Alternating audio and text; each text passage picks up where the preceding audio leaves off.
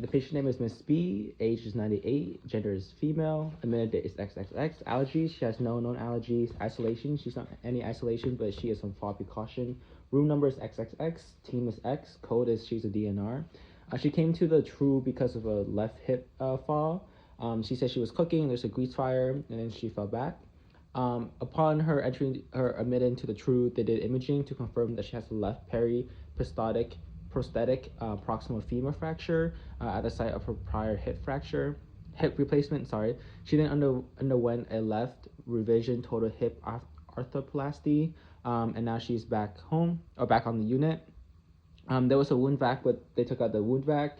For her past medical history, she has a history of AFib, hypothyroidism, and osteoporosis.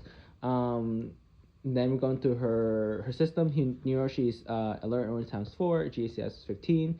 Neuro is good. Upper extremity is 4 out of 4. Lower extremity, left would be a 2, and then right would be a 3. Sensations are present in all of them. All 4 extremities. Pupils, perla, pain. She usually rates her pain from a 3 to a 4 to an 8 to 9, depending on how much pain she is. She does have prescribed oxycodone for her pain. Her cardiac, her heart rate is 112, so she's a little tachycardic for that one. And her blood pressure is 106/56. Her temperature is 36.8. Her pulse is bounding 4. Capillary flow is good. Respiratory rate, she is on room air. She's 98.2. Sound, her lung sounds are clear. SpO2, again 98. Respiratory rate is 18. And then for GIGU, she's a normal diet. She's not on Accucheck. The last bowel movement was today. Voiding, she is currently using a Purewick. Then her urine is coming out properly. Sometimes it's have this little leakage, but doesn't have that much leakage. Her urine is yellowish, palish, and is clear. Her skin, she is a day bath for this one. For her skin, she has a 18 gauge on her right forearm. She has a left hip surgical incision. Wound. She used to have a hemovac for her wound. Of course, she has a Purewick on. So for abnormal assessments, again, she has history of AFib, so requires monitoring of her heart pressure, her heart rate, her left side of her hip can bear any weight. Her pain, she does report pain 8 out of 10, but it usually gets better with improvements. For psycho, for gastrointestinal, you gotta make sure that she doesn't have any constipation due to her immobility. Her psychosocial, she does live alone and with limited family support, so that's why it's needed for emotional support from the RN.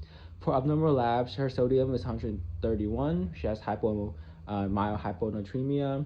Her BUN is 18. Her glucose is 102, and her red blood cells, hemoglobin, and hematocrit are all low, partly due to a lot of the surgical loss.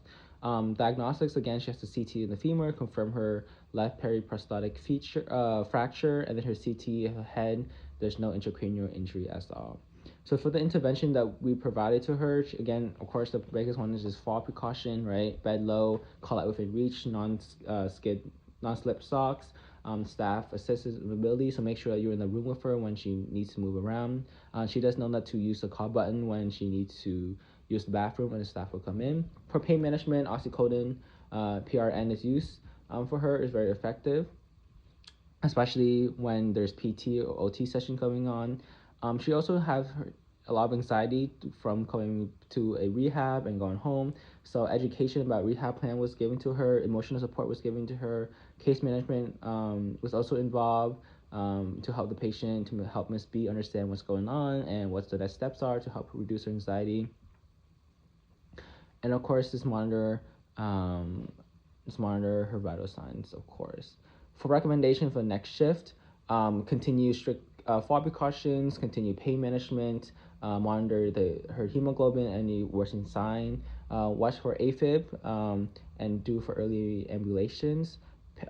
Patient preferences and dislikes, she likes to be independent, so she may get out of bed, so make sure you use the call light, educate her consistently. Her family and social situation, she lives alone in a single townhome, limited family support, but case management is working on that, and family is updated by case management. Have a good shift.